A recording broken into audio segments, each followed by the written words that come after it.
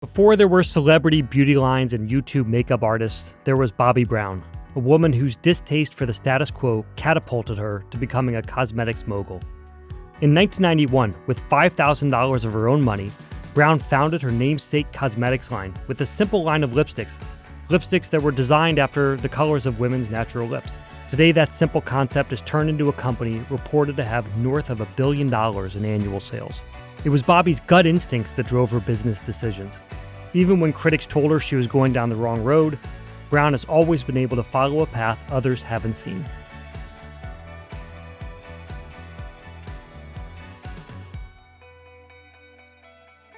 You built your brand the first time around by meeting the right people to get you onto these kind of like massive platforms.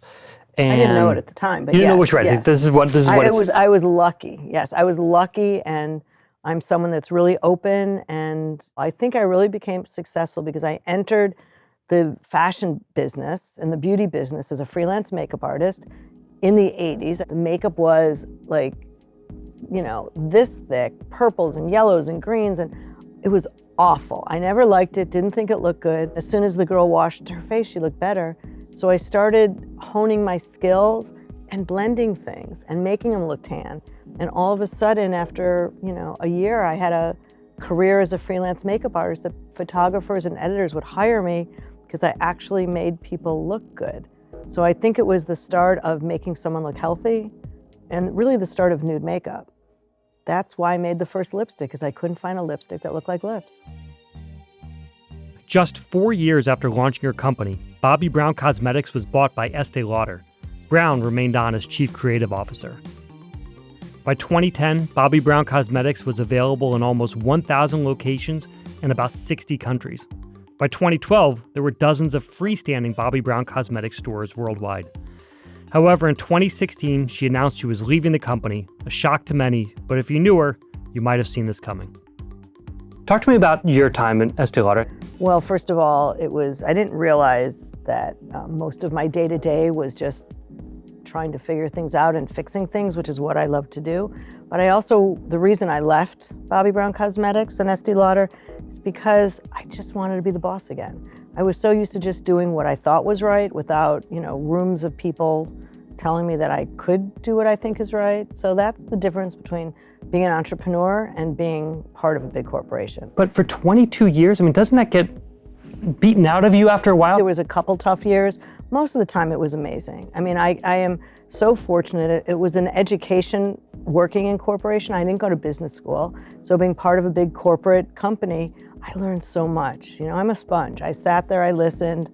I was vocal, I disagreed, but I also was an intrapreneur. So I used to kind of do things and make things up inside of the office that I couldn't, that we didn't get allowed to do. For example, I started a blog before there was a blog. And then I became the beauty editor of the Today Show. And were you asking permission for this, or are you the kind of person that does it and then begs for forgiveness later? Some things you ask for permission, other things you kind of beg for forgiveness. Our first freestanding store in the whole company was in Montclair, New Jersey, that my husband had as a developer. He had a spot. We built it. I asked Leonard Lauder to come look at it, and he said, okay, don't ask for permission, beg for forgiveness. And he said, it's great. You had already had the store established. Well, we weren't selling makeup yet, but we built it. Got it. We built it. Brown has continued to build her empire. Her latest venture is a health and wellness business called Evolution 18, which later became part of her larger company, Beauty Evolution. She says her goal is to now focus on inner beauty. She's even gone back to school to become a certified health coach. So walk me through what it's like you leave the company, you're now starting your own business, Evolution 18. Well, when I left the company and I went down in the elevator, I honestly had no clue what I was going to do. I had no clue. But the amazing stress that left my body was just this feeling I'll never forget. But then, you wake up in the morning and you're like, it's been 22 years of being on a treadmill. And all of a sudden it was like, what do I do? And then I just started doing things. So you didn't take any time off? I didn't. And do you regret that, or are you No, I don't happy? regret anything. Huh. See, I don't play golf. I don't play tennis. I'm not a lady that lunches. And yes, I do a lot of philanthropic work, but that's not enough for me. I need to be involved with creatives. I need to be involved with my posse. I love nothing better than figuring things out and creating something new.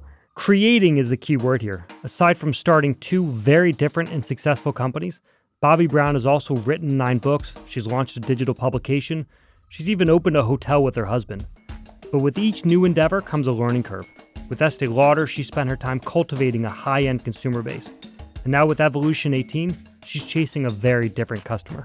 You now have a direct-to-consumer brand, and you have one that's sold through Walmart. Those are two very different ways of marketing product than what you used to do, right? And yes. So what happened is I was promoting the Beauty from the Inside book, which is very much my philosophy that it's not just what you put on your face, it's what you put in your body. It's your lifestyle. I believe in that. And then QVC asked to see me, and they said, what do you want to put your name on? We'd love you to have something. And I mentioned, that I was thinking of maybe doing a supplement. And then Walmart called and said, what could you do for us? So I sat down with my team. I visualized what it should look like. I took a pencil and I just started writing down my ideas. And we started building this company basically that way. And we're now just launched Kohl's. We're launching overseas to Boots. We're opening an Amazon store, and we're talking to a few other retailers. And we don't have a clue what we're doing, by the way. We do, but we don't. How do you know who you're selling to? I believe ultimately people are the same. I believe that some people have different situations. Some have more money to spend. Some have less money. Some have more struggles. I mean, I'm someone that loves people. I don't care. It has nothing to do with how successful, how rich. It has to do with how nice you are, how authentic you are. That's important to me. But it was my opportunity to help them learn about health and wellness. I love the fact that Walmart has such a giant platform. I could reach so many people, and I could teach, guess what, guys, stop drinking your sodas, drink water instead. Just make one little change. Brown joins a growing number of former C-suite executives who step down to pursue their next play. Most of them move on to contributing roles in nonprofits or public boards. But Brown feeds off of the excitement of starting something new. What kind of advice do you give people who are, you're 61? 62. I know, I look 61. Yeah. What kind of advice do you give people who are thinking about a second act and maybe they feel like they're at a point in their career where they can't start over, or they're not sure how to? Do you have thoughts about that? There's no such a thing as you can't. I mean, my father is a children's book author at 84, and he was an attorney until he retired at 70. Things happen. My suggestion is, you have to first of all be practical. If you are working because you still need the money, I'm not going to say, yeah, quit your job, start all over. You have to think about it. So what do you enjoy most about this second act? I don't feel 60 years old. I feel young. I am with, a group of people that are, dedicated and excited. I see possibilities. I see things that why not, to try. And I gotta be honest, I love doing things my way, and I really love being the boss.